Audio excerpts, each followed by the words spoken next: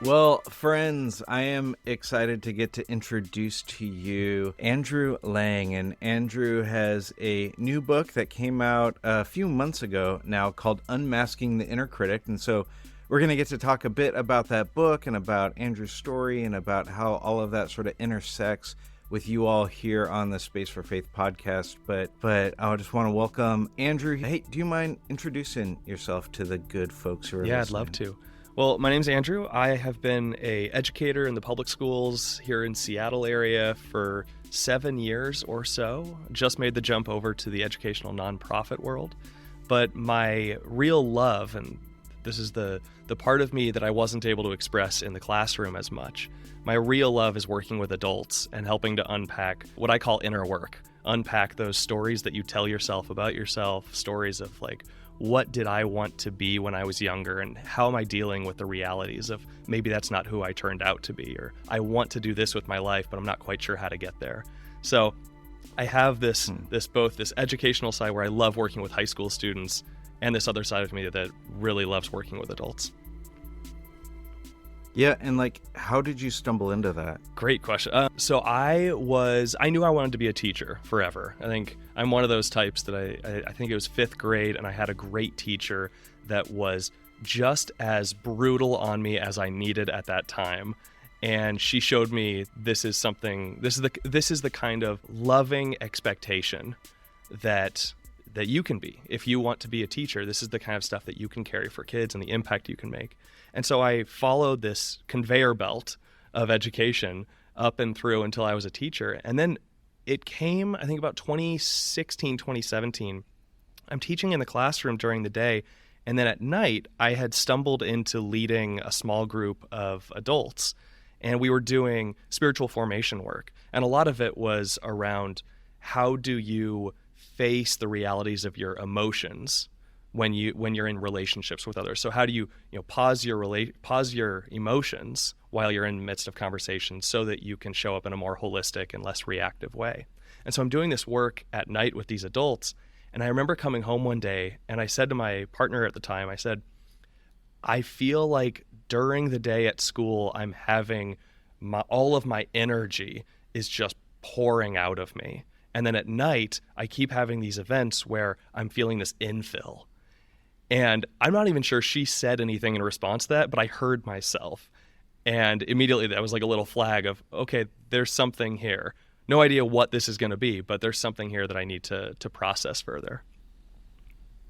Yeah, good for you for paying attention to that. I think a lot of folks get into the, I like the description of the conveyor belt. Like, that's a really helpful metaphor and picture of like, it kind of, you ended up on this track and you're doing some other things that are interesting to you, but you're on the track of the thing that, whether it's helping to, like in teacher, for instance, my wife's a teacher, so like, I'm going to keep moving up this pay scale, and I know if I stay here another 5 years, 10 years, if I'm here for 20 years and I retire, I can retire in my late 50s and I'm set, whatever the sort of thing is, but to like have that momentum and to be paying attention to this other thing that's tugging. What's interesting to me, well, there's a couple of things about your story then within this. One is, I think of like my kids' teachers, and a lot of them are really good with kids, especially like, what age did you teach? High school, so ninth through 12th grade. I loved my 11th and 12th graders. 9th and 10th were a little bit harder for me, but...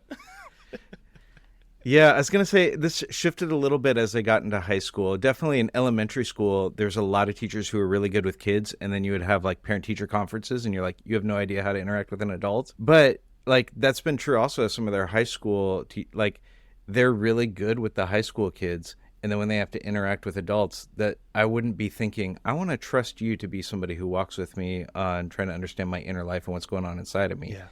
So like that's a really interesting thing to me. The other thing I'm kind of curious about, I guess I didn't really have a question with that as much as like an observation, but the thing I was curious about was where that sort of began to spark for you to pay attention to that. Because I know that you grew up as a preacher's kid, and that is not necessarily, at least in the era that you would have grown up as a preacher's kid, that might not necessarily have been a part of the vernacular of the circles that you would have been in, would be my guess. Maybe I'm overly projecting, but so like, how did you then stumble into like, oh, this kind of inner work that pays attention to my emotions in formative years and how that's affecting how I show up in the world today. Like, where did that start to Well, I'll develop for you? preface this with I grew up in the progressive wing of the United Methodist Church. My dad was Okay. known as the socialist in the pulpit.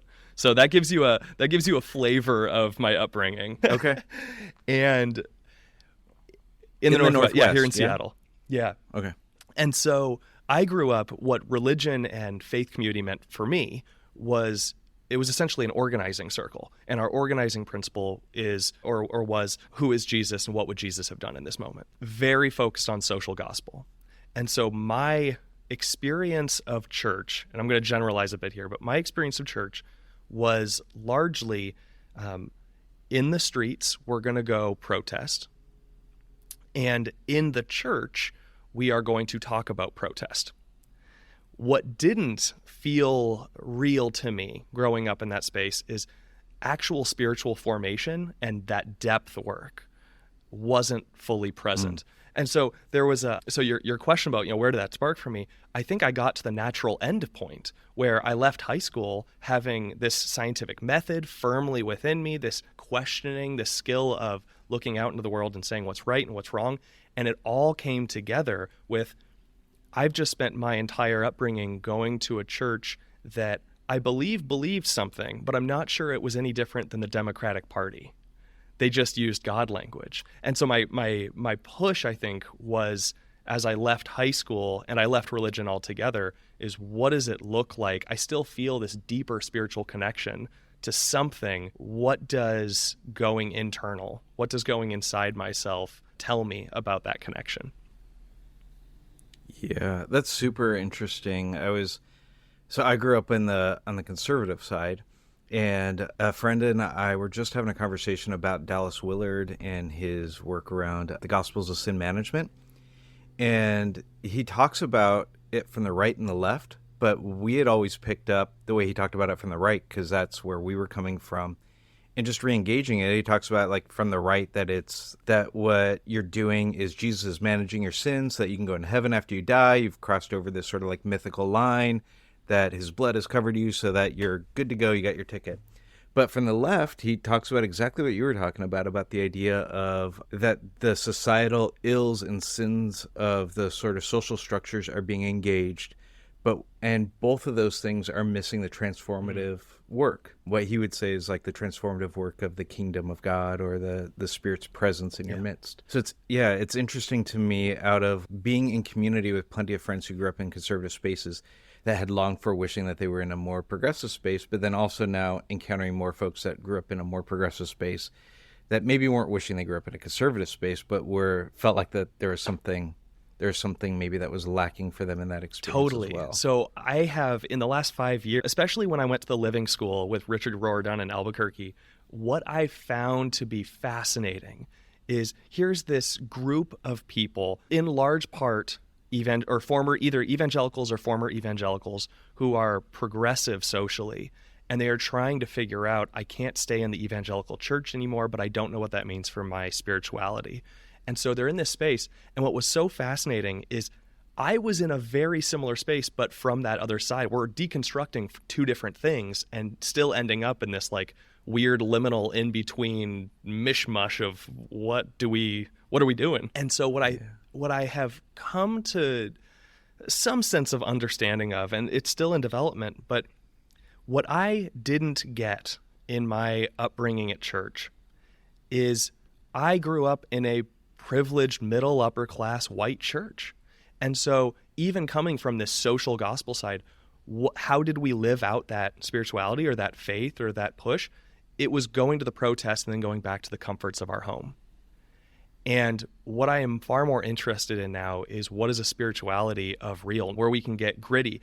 I know some folks take that, and it's almost like Francis of Assisi, right? Let's take that spirituality and get into the physical muck of the world. Where I take it is, and where I think my skills and my gifts have brought me is, how do we take that and get into the grittiness of our emotional lives?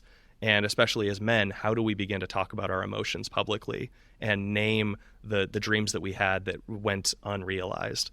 because those are the parts, essentially shadows, the parts about ourselves that we don't know how to examine, and we definitely don't want anyone else to notice about us. I'm interested in getting into that grittiness. Oh, okay. I want to make sure we pick up on that because that's super interesting. And I love that phrase, the spirituality of realness is really helpful. But I was thinking, as you brought up Rohr's Living School, I wanted to ask you, you talk about this towards the end of your book.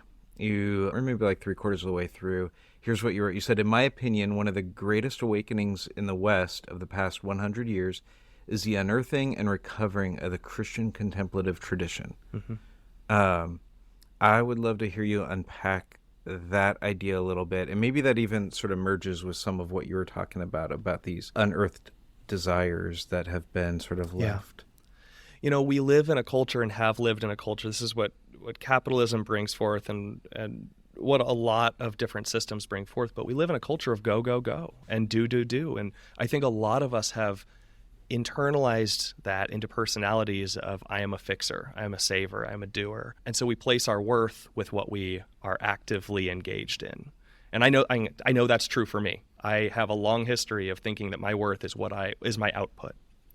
And what the contemplative tradition, slowly but surely, what has been unearthed from it, because the contemplative tradition never fully goes away. It maybe hides itself in a monastery for 500 years, but it never goes away. So what has been unearthed, I think, in the last 100 years is this sense of deeper value, and deeper value in meeting the divine, however you want to define that, meeting the divine in the present moments of your life. And so here's an example of where I really think this is a story that's really valuable to me. Thomas Merton tells this parable, and he calls it the parable of the spring and the stream. And he says, each of us has a spring within us. And I always imagine Yellowstone, right? Like one of those just like beautiful springs, except like without the boiling and the terrible smell and like certain death. So I imagine this like beautiful spring that's within me, that's bubbling, that's alive.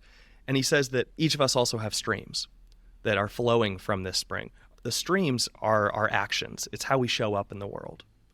The spring is our contemplative space. It's our prayer space, if you use that language. It's our inner life. Howard Thurman refers to it as the sound of the genuine that emanates up from within us, right? It's this space, this holy center space. Maybe soul is a good word for it. And Thomas Merton says, if we aren't attending to our into that inner space, that spring, if we're not attending to it, eventually the actions will begin to dry up. The streams will dry up. And if the streams dry up and there's no outlet, there's no output for our inner spring, eventually the inner spring will become stagnant as well. And so that's where I see the power of contemplation is how are we grounding ourselves in this sense of of the divine within us? How are we centering ourselves down? How are we grounding ourselves so that when we enter into our communities, when we enter into the world around us, we're doing so in centered and grounded ways? I worked for a little while on a political campaign in Seattle, and everywhere you turned were activists that were burned out, burning out, or knew that the burnout was coming. And it was a running joke because they knew it. And the hope was it just has to get past the first Tuesday in November. They just need to keep going like enough to get through that point, and then they can burn out. And what that was for me is that is a person that doesn't have that inner well to draw upon, or doesn't have that spring that is bubbling, that is filling their actions, right? They're just running on the streams that are emptying out. So when you bring up contemplation, I think that's one of the great gifts of the last 100 years is that in our faith tradition, in Christianity, it's a tradition that says you don't have to climb the ladder to God. The divine is right here. You can center down into it and have an experience of God right where you are. And we're there. So my engagement in coming into contemplative experiences and spirituality was coming at it from the right. So I had a lot of walls up around it that took a while. I had a really kind and generous spiritual director who graciously walked with me as I kind of worked through that. I'm curious, were there walls for you from the way that you were coming at it as well, or was it just like this is water for my soul that I've been looking for this? That's a great question. I don't know.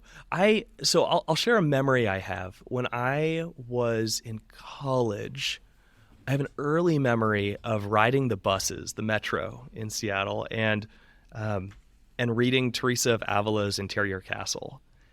And I remember I was missing bus stops, like straight up just blowing past bus stops because I was so far in it. And I think what resonated with me, for those who haven't read The Interior Castle, it's essentially a framework. It's a map of the soul. And I think what resonated with me is it was the first time that my logical brain could connect with my spiritual inclination. That I could see a tangible framework, okay, and it matched with, oh, and these are little bits of experiences that I've had. So I think some of that is there. I'll share another story. I was sitting at my house on the couch with my brother one day, and we're looking out the window. We had just come home from church, and we were just in silence. And we looked at each other, and we were like, that was the worst experience ever. And maybe it was my dad's sermon that day. Who knows? But there was something about that day that was a breaking point for both of us, where we were just like, we don't want whatever that space is proposing as spiritual depth. And we started brainstorming. We said, what would it look like to create a space that did have that depth? We didn't have any of the language of contemplative spirituality, none of it. But where we immediately went to was we would have more silence. There would be more candles. There would be less, visual noise in the space. We would sing songs that don't have nearly as many words, so a little bit more like chanting. And I think that was the fact that we had no contemplative like grounding, but that's what we were coming to, tells me, I just think that says a lot about what our souls were yearning for. Yeah, I mean, that's super interesting, even that you would come by that so naturally, and even your immediate connection with Teresa of Avila. I remember when I first read Interior Castle, and I was reading her talking about like her levitating and all in like choir practice, and all the other nuns were jealous of her because she's levitating. That I was like, what the hell is going on here? I was not like on a bus so enraptured by it that I will name when those passages came through, I also said, what the hell is going on here? From the like very scientific method, like this is a load of crap. There's no way.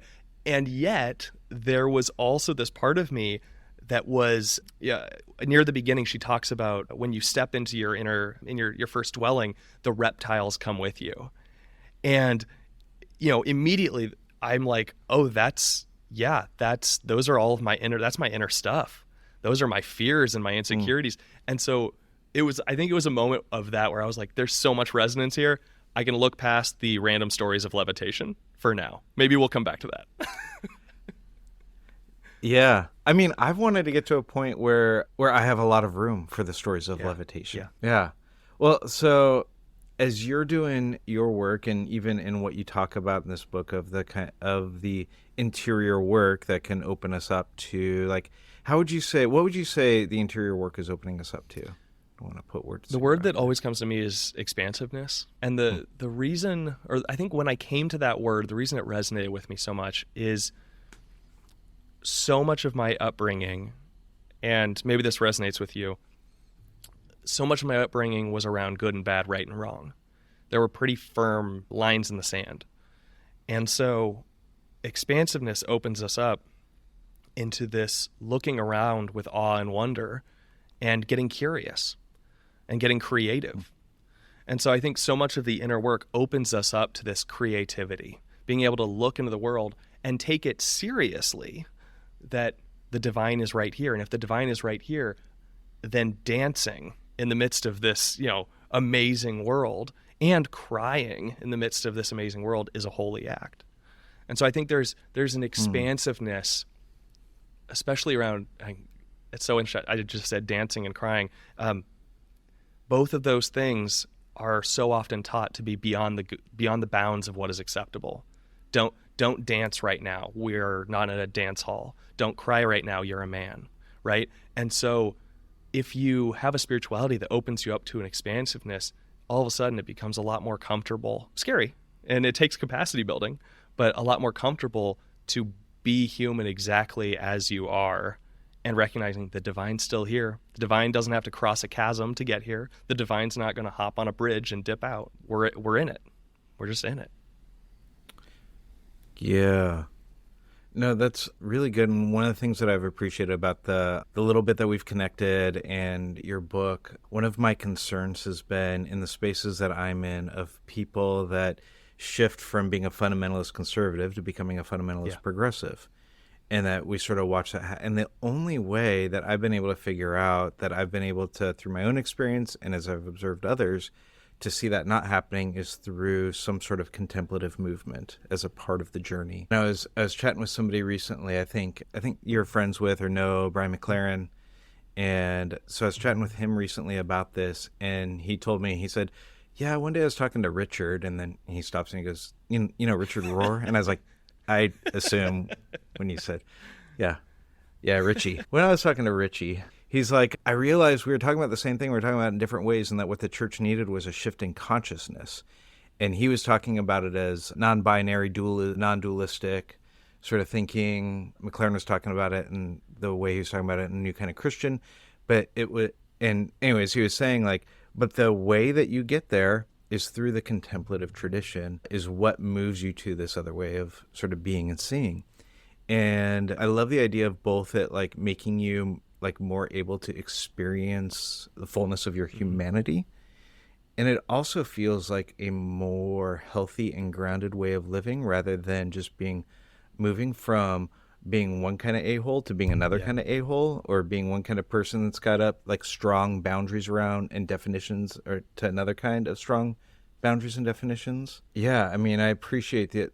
So anyways, one of the things that I really appreciate about like the encounters that I've had with you through conversation in your book is this movement towards openness feels like, to me, and my experience has been like just a healthier kind of movement in this moment. You know what this all funnels down to? Well, and here's an example. You know, we tried to reschedule this for, 3, 4, 5 times.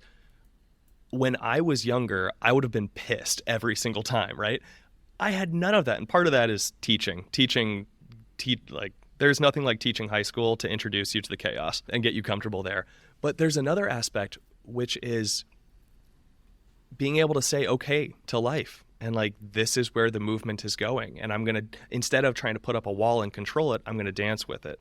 When a person I know gets sick with cancer, right, and is proceeding towards what we know is certain death at some point, there are routes that say put up the walls, try to control everything, and there's routes that say be human with this person right now in what they need and where they are and who they are, and dance in that moment and cry in that moment, right? Like, be in solidarity with that right here, right now. Don't try to control things. And that's where, mentioning Brian and Richard, where I step in, and having learned from both of these people, and Barbara Holmes and James Finley and Cynthia Bourgeot, like, what they taught me so well is that what this all funnels down to is practice. If you're not practicing, it's one thing to, that switch from fundamentalist conservative to fundamentalist progressive. The thing that will short circuit that is a contemplative practice. It's not the beliefs of contemplative spirituality. The beliefs, I've known fundamentalist contemplatives because they're still in intellectual belief land. But there is the thing that gets you deeper than that what I call depth work or inner work. It's the practices of contemplation, which some of us know them as, centering prayer is one of those.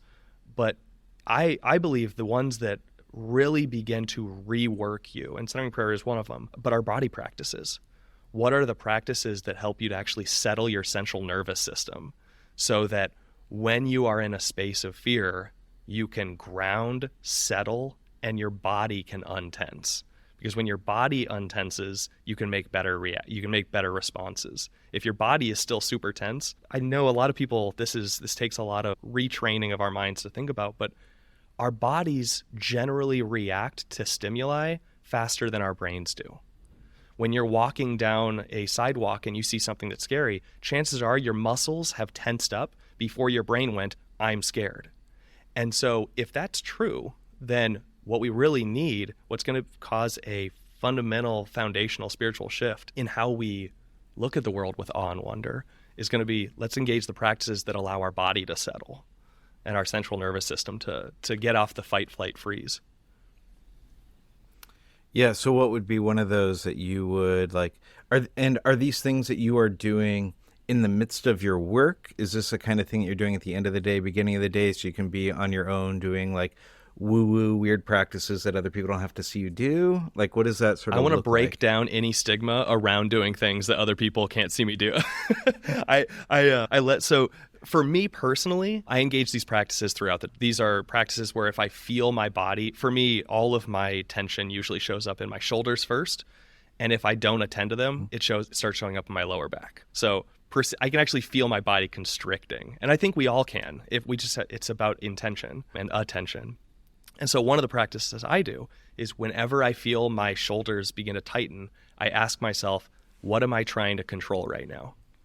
And 9 times out of 10, probably more than 9 out of 10, something pops up immediately. Like, oh, I'm trying to control this. And when that happens, I immediately take a step out if I can. If I have the flexibility of time, I take a step out and go for a walk. Because walking is a natural reset of our nervous system. Like more like a wander, right? No purpose, not rattling in my brain about it, letting myself kind of recenter. But what I really think is deeply valuable for a person who is just beginning these practices is to carry with them some sort of physical object. For me, it typically is a stone, and just keep it in your pocket. And whenever you accidentally bump it, remind yourself to take 3 breaths. And on that second and third breath, intentionally tense up your shoulders and then let your shoulders drop. Because at least for me and for the people I've worked with on that specific practice, most folks don't realize how often their shoulders are tense. And if your shoulders are perpetually tense, that's your body telling you that you've got something you need to work on, something you need to pay attention to. That's really good. I mean, those are simple and helpful. So I'm curious, though, also about earlier you talked about the idea of maybe use language of like unearthed desires, living out of our shadow, false self.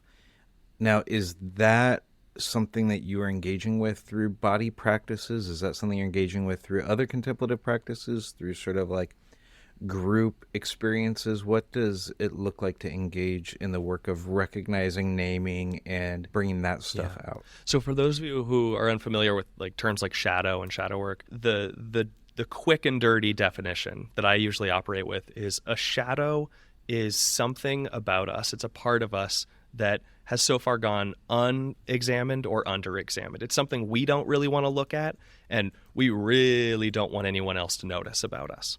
And we all have these personal shadows. Honestly, in a lot of ways, that's what my book is about. It goes through 9 constrictions that we have. I'm not good enough. I'm not lovable. I'm not in control. And it invites you into the shadow work of, all right, if these are things that have gone unexamined or underexamined within us, how do we begin to examine them? And there's questions and practices and stories to help us work through. A lot of that personal shadow work, I think, starts alone. I really like journaling. I really like walking and just processing. But it is almost always more powerful when you do it with someone within a circle of trust. So a really good friend, at times a partner, definitely a therapist. I think those are someone who has really professional tools to support you, or a spiritual director in some instances. But where I think there is a leap to make, and this is what I do, I have a workshop on this later this year, is that we don't just have personal shadows. We also have communal shadows and societal shadows. It's the same definition, but applied to different spaces. And I think about the church as an example. Communal shadow is what are the narratives or the stories that our community, especially those who have power and privilege in our community, what do they not want to address? What do they really not want to be part of the conversation? And in progressive churches, I'll tell you one of them, church attendance. It's a silly one, but it's a real one. Churches don't want to talk about how most progressive churches are dying, just in terms of numerical value. And so that's a shadow. Or within your community, if someone has had harm done onto them, right? And no one talks about it, but everyone knows it's there. Or everyone knows that that's why that person left, right? Those are communal shadows. That kind of work, there's a few questions I usually offer into that space, but in general, that kind of work takes a lot of bravery to be able to say, to be able to name it, that this is something that has happened and we need to talk about it. and to set the context for that conversation. Who needs to be in the room? Who needs to be centered in the conversation? How do you create a container that isn't going to cause more harm? I'll name that where I work right now, we are in the midst of some of this. We've had turnover, like a lot of places have had high turnover, and we need to do our communal shadow work as a company. Why is this happening? And then on the third level, I know this is big and broad, but on the third level, there's societal shadow work. This is, what are the things that are deemed too big to fail? What are the things in our society that the second you even mention them, there is a massive defensiveness that gets unleashed? And I think you can just watch the news and you can see the societal shadows. Anything that the response is mass defensiveness, there's something that our society needs to have some intentional conversations, which really means there's something our families and our communities need to have intentional conversations around. So to your initial question, I think there's some of the shadow work that is deeply personal and needs to be done internally, but so much of it needs to be done in community and with others, because otherwise we're just living in a world of shadow. Yeah, that's really helpful framework. And it's really, as you're sharing that, like those three layers are helpful for me to think through. I would say my experience, both for me and for folks that I've interacted with, that I think I have seen people operate solely in one of those three spaces. And there often feels like something off about it, that there's the kind of like you're doing your own personal work, but it never moves into a larger corporate space. Or even like a lot of folks that are naming things that happen at societal levels, but they're not doing their own personal work. And even like they're not doing anything really to address that other than just naming it and tweeting about it or whatever that sort of thing is. And so thinking about like, oh, there's these layers and engaging in all those three layers feels like a really helpful what just framing. popped into my head is Thomas Keating has this amazing quote, and he says, he refers to any practice that is, those personal practices but don't impact the way you actually walk in the world. He refers to those as high-class sedatives. And I think that's so real, is we can Did you say high-class sedatives? And I think that's just like the perfect word. You feel like you're doing something, but really you're just calming yourself, calming your internal, what Teresa would have called the reptiles, right? But if it's not engaging the world around you, then there's something off. On the other hand, the folks who are constantly engaging the world and naming it and making things happen, but aren't doing their own inner work, those are the activists that burn out. Those are the people with the streams that are running dry, right? Yeah. Well, you mentioned some workshops that you've got going on. What are, like, for folks that are intrigued by what you're doing? Obviously, your book is called Unmasking the Inner, but then what are other ways that folks can engage with you and with your work? So I have two things that I absolutely love leading. The first, I lead a monthly guided journaling event, and it's called An Evening With. And then there's always a wisdom teacher that I bring music from, or poetry, or a teaching. And so literally tonight, as we record this, tonight is an evening with the poetry of Rumi. And I gather folks in a virtual setting, and I bring a couple poems from Rumi, and we're going to sit and we're going to do some of that inner work. What is this poem inviting up from emerging within me? So that's always a good place. Any of my guided journaling events, and those are all on my website, andrewglang.com. And then there's also the shadow work workshop is at the end of the year. It'll be October, November, and that's on the website as well. That'll be a 6-week kind of deep dive into each of those levels, the personal, communal, and societal levels, and just an opportunity. I think in a world where so many of us are running on autopilot, it's an opportunity to hop off for a second, hop off and retool. It's great. Sounds wonderful. All right, so folks can find you at andrewglang.com. I'll put it in the show notes. And then where else can they find you? Is that kind of your main That's space? my main space, but not for long. I have been on Instagram a lot more lately, so you can definitely reach out to me quicker on Instagram, Andrew G. Lang, for sure. Awesome. So andrewglang.com, Andrew G. Lang on the Instagram, and Unmasking the Inner Critic. Thanks for making some time to be here today. It's really a gift to get to be with you, and I appreciate all the 74 times we had to reschedule were all my fault, so I appreciate your graciousness and all that. Thanks It was for so hanging good to be out. here. Thank you.